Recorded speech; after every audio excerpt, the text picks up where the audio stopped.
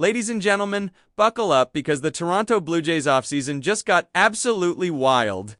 What we're witnessing right now is one of the most dramatic twists in recent baseball history, and if you're not paying attention, you're missing out on something that could completely reshape the American League for years to come. We've got Cody Bellinger weighing offers from multiple teams, the Yankees suddenly looking vulnerable, it's the Mets making a massive trade that's shaking up everything, and the Blue Jays potentially lurking in the shadows ready to pounce. This is the kind of baseball drama that makes the offseason just as exciting as the regular season itself. Now, before we dive deep into this absolute circus that's unfolding before our eyes, let me set the stage for you.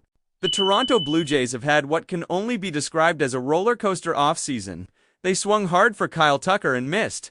They watched Bo Bichette walk out the door and sign with the New York Mets. They've been linked to every big name available, and yet here we are, still waiting for that signature move that's going to signal to the baseball world that Toronto means business. But hold on to your hats, folks, because the Cody Bellinger situation might be about to deliver exactly that kind of moment. Let's start with the bombshell that dropped late last night. It's Jon Heyman, one of the most connected insiders in all of baseball, tweeted out that Cody Bellinger is weighing interest from the Yankees, the Mets, and two other teams. Now, as of right now, those two mystery teams haven't been officially confirmed, but you better believe that speculation is running absolutely rampant throughout the baseball community. And here's where it gets even more interesting. The Mets just made a massive move that essentially takes them completely out of the Bellinger sweepstakes, which we're going to break down in detail in just a few minutes. So now we're looking at the Yankees and two mystery suitors battling it out for one of the most talented all-around players available this offseason. The Yankees have been considered the freight-runners for Bellinger for weeks now. It makes sense, right? At an incredible season in pinstripes, Yankee Stadium was basically his personal playground with the short right field porch perfectly suited to his left-handed swing, and the team clearly values what he brings both offensively and defensively. But here's the thing that's starting to become crystal clear as this saga drags on. The longer the Yankees don't get this deal done, the more dangerous it becomes for them. Every day that passes without Bellinger signing on the dotted line is another day for other teams to swoop in and make their pitch. And speaking of other teams swooping in, let's talk about the Toronto Blue Jays. Scott Brown, who's been covering the Yankees and the broader baseball landscape extensively, dropped a report that should have Blue Jays fans sitting up and taking notice. He revealed that the Blue Jays could easily beat the Yankees' offer for Cody Bellinger easily. Now, what does that mean exactly? Well, according to multiple reports, the Yankees are sticking to their current offer. They feel like they've put something fair and reasonable on the table, and they're not particularly interested in getting into a bidding war that's going to drive the price up to uncomfortable levels. They're playing hardball, essentially saying take it or leave it, but the Blue Jays have money to spend. They have the financial flexibility to blow the Yankees' offer out of the water if they really want to. The question isn't whether they can afford to beat New York's offer. The question is whether they actually want to. And that's where this whole situation gets incredibly fascinating and more than a little bit complicated. Now, before we go any further, I want to address something really important here. The Blue Jays fan base is absolutely split on Cody Bellinger. I mean, we're talking divided right down the middle. Some fans are screaming for the front office to do whatever it takes to bring him to Toronto. They see a versatile player who can play multiple positions, a left-handed bat that would balance out the lineup, a proven winner who's been on the biggest stages, and someone who could immediately make this team better. Other fans want nothing to do with him. They see a player who benefited enormously from Yankee Stadium's dimensions, someone who's going to command a massive contract that could handcuff the team's flexibility going forward, and a move that smacks of desperation after missing out on better targets earlier in the offseason. Both sides have legitimate points, and that's what makes this so intriguing. This isn't a clear-cut slam-dunk decision either way. There's genuine risk and genuine reward no matter what the Blue Jays decide to do here. And that's exactly the kind of situation that separates good front offices from great ones. Can Ross Atkins and the Toronto Brain Trust accurately assess the situation, weigh the pros and cons, and make the decision that gives this team the best chance to compete? Let's talk numbers for a second, because this is where things get absolutely insane. Gary Sheffield Jr., who's been following this situation closely, tweeted out that the Blue Jays could potentially offer Bellinger 7 years and $210 million. 7 years, $210 million? That is a franchise-altering commitment, folks. That's the kind of contract that you give to a cornerstone player, someone you're building around, someone you believe is going to be a consistent all-star performer for the duration of the deal. And while Bellinger is certainly talented, you have to ask yourself if he's really that guy. The immediate question that jumps to mind is this: if the Blue Jays are willing to offer 7 years and $210 million to Cody Bellinger, why didn't they make that kind of offer to Bo Bichette at the start of free agency? Bichette is younger, he was a homegrown star who the fans absolutely loved, and he represented continuity and stability for the franchise. Instead, they let him walk away and sign with the Mets, and now they're supposedly considering giving even more money to a player who, while very good, doesn't have the same connection to the organization. It doesn't quite add up, and it's the kind of thing that's going to frustrate fans if this deal actually goes through at that price point. Jim Bowden, who's one of the most respected voices in baseball media, reported that a decision on Bellinger is expected to come within the next couple of days. So, as I'm recording this, we could literally be hours away from knowing where he's going to play. The suspense is absolutely killing everyone involved. Ken Rosenthal, another highly credible insider, echoed that timeline and added that the holdup could indicate the Yankees aren't the only serious players anymore. Think about what that means. If this was a done deal with New York, Bellinger would have signed already. The fact that we're still waiting, that negotiations are still ongoing, that other teams are still involved, it all points to a situation that's far more fluid and unpredictable than anyone thought it would be just a week ago. Now, let's talk about fit for a moment, because this is crucial to understanding whether Bellinger makes sense for Toronto. From a pure baseball perspective, there's actually a lot to like about what he would bring to the Blue Jays. He's a fantastic fielder, which is huge at Rogers Center, where balls can bounce around in weird ways and outfield defense really matters. He's a left-handed bat, which the Blue Jays desperately need more of to balance their lineup and give them better matchup options against right-handed pitching. And despite the concerns about whether his production will translate away from Yankee Stadium, he's shown over the course of his career that he can hit in multiple environments. Here's how it could work. You slot Bellinger into left field, which immediately upgrades that position significantly. You keep Ernie Clement at second base, which has been the plan all along. You potentially trade Nathan Lukes, or move him into a different role. Maybe package him with a prospect to bring back a bullpen arm or address another area of need. Suddenly your outfield looks pretty damn good. You've got Bellinger in left, Dalton Varsho in center, and you're figuring out the right field situation with a combination of Addison Barger and others? That's a legitimately strong outfield both offensively and defensively. But here's where the skepticism creeps in. Cody Bellinger hit incredibly well at Yankee Stadium last season. We're talking about splits that make you raise your eyebrows and wonder how much of his production was real skill and how much was parqueted inflation. Rogers Center is a completely different environment. It's not nearly as friendly to left-handed pull hitters.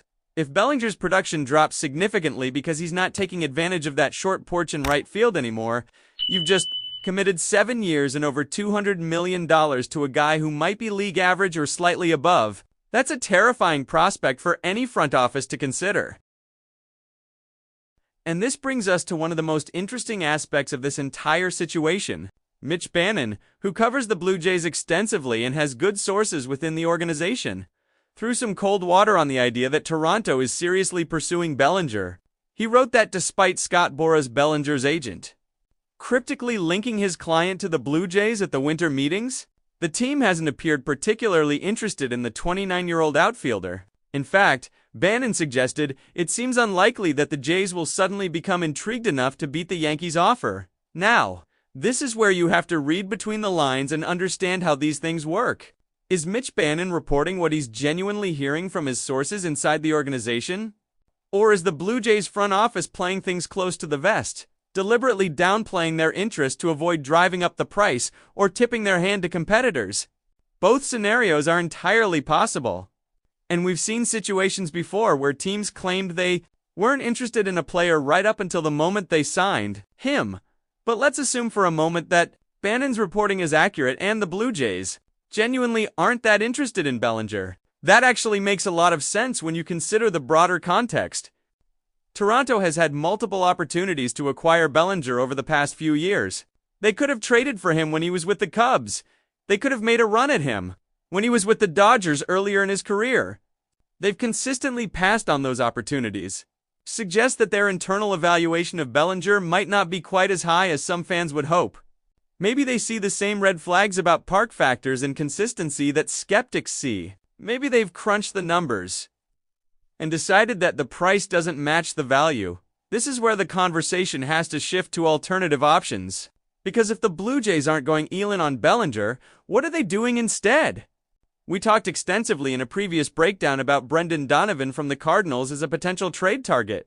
That's still very much on the table and makes a ton of sense for Toronto's needs. There are other players available via trade who could provide significant upgrades without requiring the kind of financial commitment that Bellinger would demand. Stephen Kwan from Cleveland has been mentioned in rumors. There are relievers available. There are depth pieces that could be added to shore up areas of concern.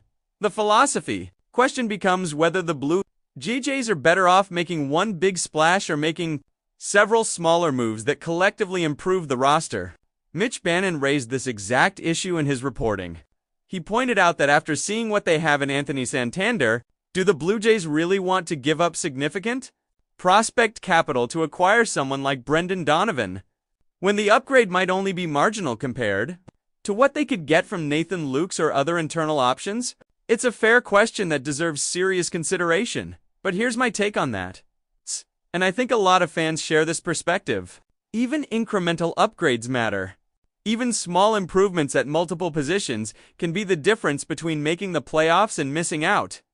The Blue Jays are in a division with the Yankees, the Orioles, the Rays, and a Red Sox team that's trying to get back to contention. Every single win matters. If you can get one more win by upgrading left field, another win by improving your bullpen, another win by adding depth to your rotation, those wins add up quickly. You can't just rely on your stars to carry you for 162 games. You need quality throughout the roster. And this brings us to the trade that happened late last night that has massive implications for the entire landscape of this offseason. The New York Mets acquired Luis Robert Jr. from the Chicago White Sox in exchange for Luis Acuna and Truman Parley. This is a huge deal for multiple reasons. First, Luis Robert Jr. is an incredibly talented center fielder when he's healthy. He's got elite speed, power, and defensive ability. He's also been injury-prone throughout his career, which makes him a bit of a risk, but the upside is undeniable. The Mets clearly believe they can keep him on the field and unlock that potential. Second, and this is the part that matters most for our purposes, this trade officially takes the Mets out of the Cody Bellinger sweepstakes. They were one of the teams that Heyman mentioned as having interest. But now that they've addressed their outfield needs by acquiring Robert, they're done. They're not going to sign Bellinger on top of that move. So, one of the major competitors for Bellinger's services just dropped out of the race. This is actually great news for the Yankees if they want to keep their offer where it is and not budge. With one fewer team in the mix, the leverage shifts back toward the team rather than the player. Boras can't play teams off each other quite as effectively when there are fewer suitors at the table. But it's also potentially great news for the Blue Jays if they do decide to make a run at Bellinger, because now there's one less team they have to outbid, the Luis Robert trade is also interesting from a broader market perspective. The return that the White Sox got, Luis Acuna and Truman Parley, is pretty modest considering Robert's talent level when healthy. Acuna could be a decent utility player, and Parley has some upside. But this isn't the kind of haul you'd expect for a player with Robert's ceiling. What this tells us is that the trade market might be more buyer-friendly than we initially thought. If teams are willing to move impact players for relatively affordable prospect packages, that opens up a lot of possibilities for aggressive teams like Toronto. If the Blue Jays can get quality players without giving up their very best prospects, that changes the calculus significantly. Maybe you make 2 or 3 trades instead of one big one. Maybe you address multiple needs simultaneously. The Luis Robert deal might be a template for how this offseason continues to unfold, and smart front offices are going to take note and adjust their strategies accordingly. Now, let's talk about Bo Bichette for just a moment, because his departure is still fresh and still hurts for a lot of Blue Jays fans. Seeing the graphic of him in a Mets uniform is jarring. This is a guy who came up through Toronto's system, who became a fan favorite. who was supposed to be part of the core that led this team to championships. Instead, he's gone, and the Blue Jays are left trying to figure out how to replace his production and his presence in the clubhouse. The really tough question that fans keep asking is whether things could have been different. If the Blue Jays had prioritized signing Bo Bichette to a long-term extension at the start of free agency instead of chasing Kyle Tucker and other external targets, would he still be wearing a Blue Jays uniform? It's impossible to know for sure, but there's a real argument to be made that the front office's priorities were misplaced. You take care of your own stars first, and then you look externally to fill gaps. Toronto did the opposite, and now they're dealing with the consequences. But we can't dwell in the past forever. The Bo Bichette era in Toronto is over, and a new chapter is beginning. That new chapter features Kazuma Okamoto, the Japanese infielder who the Blue Jays signed to a multi-year deal and who represents a fascinating wildcard for this team. The projections for Okamoto are actually quite encouraging. He's projected to have a weighted runs created plus of 110, which would rank him second among rookies. For a first-year player adjusting to Major League Baseball in a new country and a new culture, that would be an absolutely fantastic outcome if Okamoto produces at that level. If Anthony Santander has the kind of year the Blue Jays are expecting when they signed him, if George Springer can stay healthy and rediscover some of his old form, if Nathan Lukes takes a step forward, suddenly this offense starts looking a lot more dangerous than people are giving it credit for. But those are a lot of ifs. Baseball is a game of uncertainty, and projections don't always come to fruition. If several of those players underperform or get hurt, the Blue Jays could be looking at a long, frustrating season. This is why the Bellinger decision, or whatever move the Blue Jays make to address their remaining needs, is so crucial. They can't just hope that everything breaks right with the players they already have. They need to add insurance, add depth, add quality that gives them margin for error when things inevitably go wrong over the course of a 162-game grind. Let's get back to the Bellinger situation and game out what happens next. We've got the Yankees who have made their offer and are holding firm. We've got Scott Boras, Bellinger's agent, who is one of the best negotiators in the business and who specializes in squeezing every last dollar out of teams. We've got two mystery teams that are supposedly in the mix, one of which might be the Blue Jays. And we've got a timeline that suggests a decision is coming very soon, potentially within the next 24 to 48 hours. If I had to predict what's going to happen, and this is pure speculation based on the available information, I think there's still a 70 to 75% chance that Bellinger ends up back with the Yankees. They have the relationship, they have the stadium that benefits his swing, and they have a genuine need for what he provides. But that 25 to 30% chance that he goes elsewhere is real and growing with each day that passes.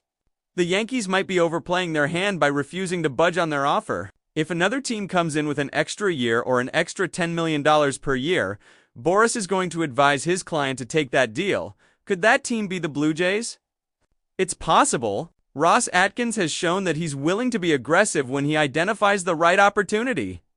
The Vladimir Guerrero Jr. extension proves that Toronto isn't afraid to spend big money when they believe in a player. The question is whether they believe in Bellinger enough to make that kind of commitment, especially after passing on him multiple times in the past.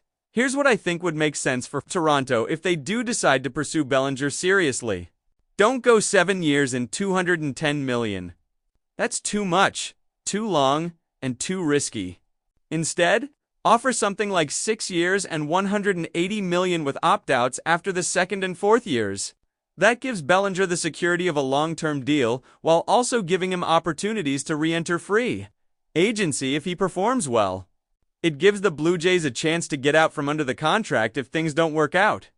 And it's enough money that it should beat whatever the Yankees have on the table while not being so outrageous that it cripples the franchise's flexibility going forward. But again, this all assumes that Toronto actually wants Bellinger, which based on Mitch Bannon's reporting, might not be the case. The Blue Jays might be perfectly content to let the Yankees and other teams fight over him while they pursue alternative strategies. Maybe they're confident that the combination of internal development and smaller trades will get them where they need to be. Maybe they've identified a different big-ticket player that we don't even know about yet. Maybe they're saving their financial firepower for next offseason when other stars become available. The not knowing is what makes this so compelling. We're all just trying to piece together the puzzle from incomplete information.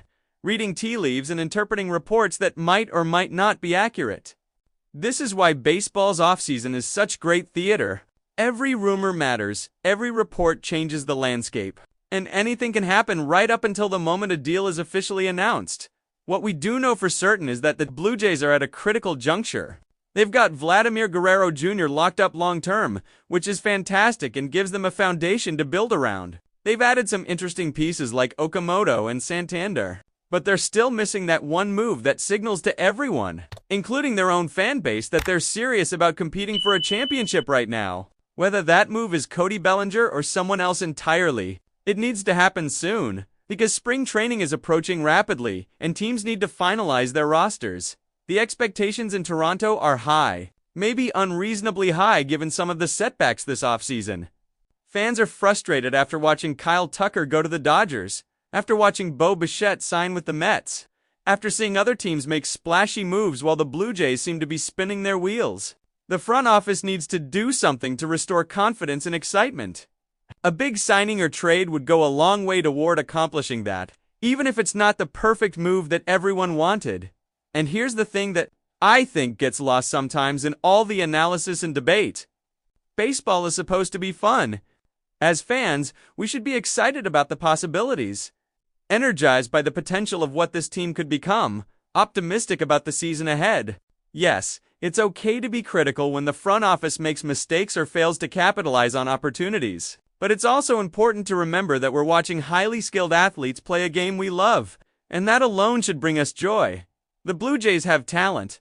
They have Vladimir Guerrero Jr., who's one of the best hitters in baseball and who's entering his prime years. They have an interesting mix of veteran leadership and young upside. They play in a division that's incredibly competitive, which means every game matters and every series is meaningful. That's exciting. That's what makes baseball worth following every single day from February through October. So whether the Blue Jays sign Cody Bellinger or not, whether they make another trade or stand pat with what they have, let's appreciate what we do have and support this team as they try to build something special. The season is going to have ups and downs. There are going to be moments of brilliance and moments of frustration. But that's baseball, and that's why we love it, as we wait for the Bellinger decision to come down. As we speculate about what other moves might be coming, let's remember that anything can happen in this sport. The greatest moments are often the ones we don't see coming. The best stories are the ones that surprise us. And the Blue Jays might be about to write a chapter of their story that none of us expected, but that we'll all remember for years to come. The pieces are moving on the chessboard. The Yankees are holding firm, but looking increasingly vulnerable. The Mets have made their move and taken themselves out of the running. Mystery teams are lurking in the shadows. And somewhere in Toronto, Ross Atkins and his staff are making decisions that will determine the fate of this franchise for years to come. We're witnessing history unfold in real time, folks. And the next few days are going to be absolutely crucial for how the rest of this offseason and the upcoming season play out. So stay tuned. Keep your eyes on your phones for breaking news notifications. And get ready for what could be one of the wildest endings to a free agent pursuit we've seen in years. Whether Cody Bellinger ends up as a Blue Jay, stays with the Yankees, or surprises everyone by going somewhere completely unexpected, it's going to be must-see baseball drama at its finest. And we'll be here to break it all down, analyze every angle, and help you make sense of what it all means for your Toronto Blue Jays. Alright folks, that's everything we know right now about the Cody Bellinger situation, the Luis Robert trade that's reshaping the market, Bo Bichette's departure, and where the Blue Jays stand as we head into the final stretch of this offseason. If you made it this far, first of all, thank you for sticking with me through this deep dive. This is the kind of content I love creating because it lets us really dig into the nuances and implications of what's happening instead of just giving you surface-level hot takes. Now here's what I need from you. If you found this breakdown valuable, if you learned something new, if you're now more informed about what's happening with your Blue Jays, smash that like button right now. It helps the algorithm show this video to more baseball fans who are hungry for this kind of in-depth analysis. And drop a comment down below telling me what you think. Are you Team Bellinger or Team Pass? Do you think the Blue Jays should go Elin on one star or spread their resources across multiple moves? Would you rather see them trade for Brendan Donovan or sign a free agent? The comment section is where the real conversation happens, and I read every single comment you guys leave. And if you're not already subscribed to this channel, what are you waiting for? We're bringing you daily Blue Jays content, breaking down every rumor, every trade, every signing, and every development that matters. Hit that subscribe button and turn on the notification bell so you never miss an update. Because things are moving fast right now and you don't want to wake up one morning to find out that a major deal went down while you weren't paying attention. Asterisk, thank you so much for watching. Thank you for your support, and thank you for being part of this incredible community of passionate Blue Jays fans. We're going to get through this offseason together. We're going to celebrate the wins and survive the disappointments. And we're going to be ready when opening day finally arrives. Until next time, let's go Blue Jays, and I'll see you in the next video.